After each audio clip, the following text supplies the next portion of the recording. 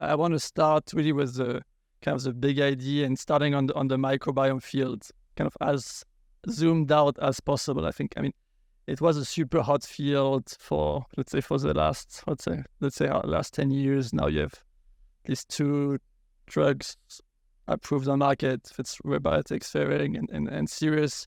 Vedanta, you guys, you're about to start your phase 3. I mean, it's coming really closer to like delivering patient values and like really delivering value. So can you expand a bit on like where we now, like where we're standing now here? Mm-hmm. Yeah, so I think you made this reference to the field being very hot in past tense, and then reaching some maturity now. And I've been in the field for, I guess, 10 to 15 years now, and you can see 2 stories developing: what's happening in academia and what's happening in industry, and those didn't go exactly parallel to each other. I think if you look at the academic output, the quality of the work that's come out, the quantity too, and just the collective knowledge that's been generated, it's a fairly straight line. From 2008 until now, you've kept accumulating really good work in the field. And if anything, year after year, I think there's more evidence and better quality evidence of which are the things that the microbiome do that are in fact important to health and which ones are maybe less important. I think industry has been a different story because, for good or for bad, fear and greed are more of a thing in industry than in academia, although the latter is not immune to that.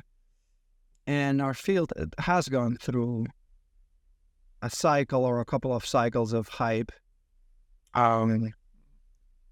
with some companies going public relatively early in their lifetimes, having some negative clinical reads, and then that affecting the field more broadly, and then rebounding with positive data and rinse and repeat.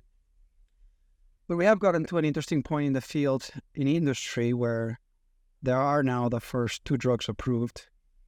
There was an approval in December from our colleagues at Ferring Rebiotics of a fecal transplant based on an enema. There was an approval in April from Sirius Therapeutics of a fecal donor-derived drug based on the spore fraction given orally. Both of them are for C. difficile infection, which is the best studied indication in the field. And those are good news. It shows, the FDA has put the bar here in terms of that's what's good enough and that's what's expected in terms of efficacy, safety, and CMC in this field. I think this also leaves a lot of room for improvement. I'm hoping we can come to a point in this field where we don't have to give feces to patients as the basis of a product. We can make drugs that are based on pharmaceutical grade compositions that are always the same, have always the same quality attributes, are safer, where you don't expose the patients to the risk of transferring pathogens, and that are truly scalable commercially, where you can make drugs for not just thousands, but hundreds of thousands, potentially millions of doses, and do that in a way that's where Vedanta really differentiates. Where you claim you're the most advanced for like GMP pure bacterial banks, or basically not fecal. There's no fecal donors or no fecal derived drug. At least you're your most advanced trial in the world. That is, which is a big deal. I mean, that is what we're trying to do. We're trying to make drugs that are defined in nature, and what we mean by defined is that you bypass the need for a donor or fecal material as the source of the drug, and you instead make the drug from clonal cell banks by fermentation technology, giving you a product that is always the same. And so the ultimate drug that the patient gets is what we refer to as a defined bacterial consortia. By consortia, we mean that there's multiple different species of bacteria that make up the active ingredients of the drug, each of which is grown from clonal cell banks, so that each batch of product is exactly the same. And by define, we also mean that, right? That it comes from cell banks and not from donations. And so the three key points that I made where I think we can advance the field, quality attributes, safety, scalability, stem from basically taking the donors out of the equation. If you make a drug that's based on a fecal donation, every donation is in essence a different drug. So no patient is ever getting the same drug twice, right? And I remember on you made that comparison was let's say the Genzyme in the early days, or any enzyme replacement therapy, where it was made from donors and then they moved on to bioproduced and bioreactors, and then the drug was standardized and you could deliver it at scale. Standardized was always the same efficacy. Yeah, I think it's a useful analogy. I think it is a useful analogy.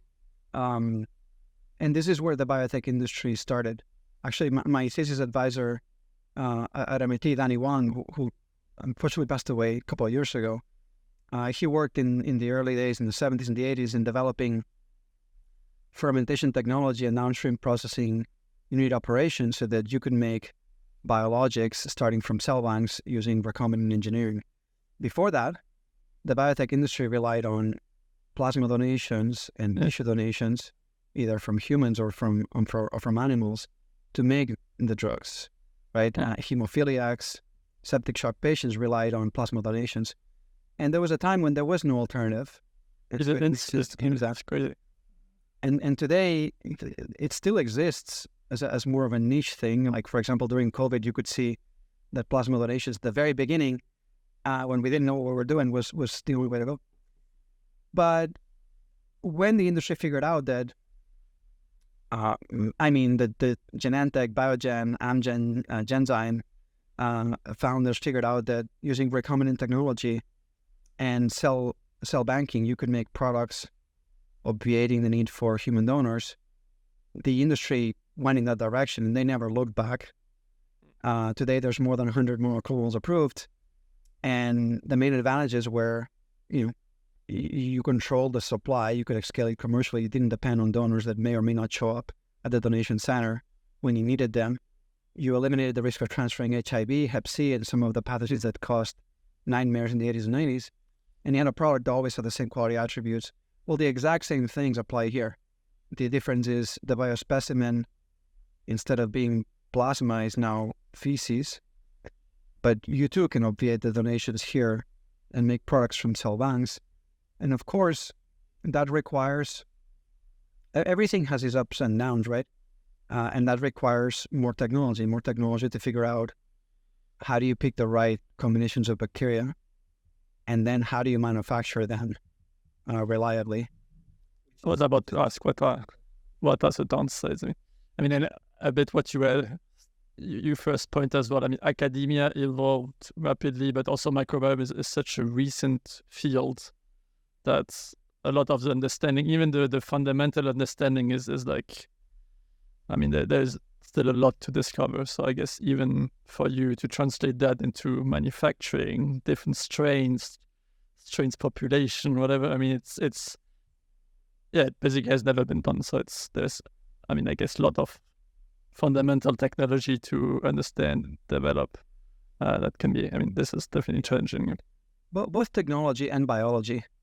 There are some problems that we have that can be addressed with technology, and then there's some areas of knowledge in the field that just need to be patched up with new biological insights that we just don't have yet.